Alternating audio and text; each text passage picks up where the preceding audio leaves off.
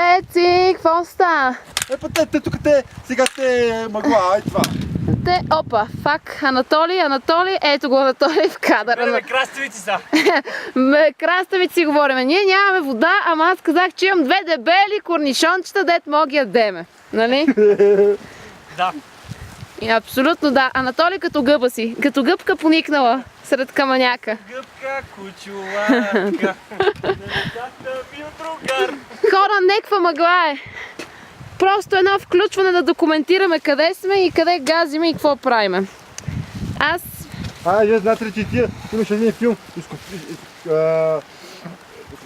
беше от изток, нещо такова беше. Никой не знае. Верно съм много рочно. Ти къде си? Там ли си? Те. Хубаво. Айде.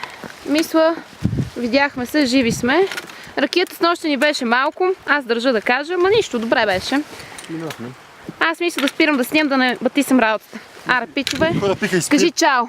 Епа чао. Епа чао.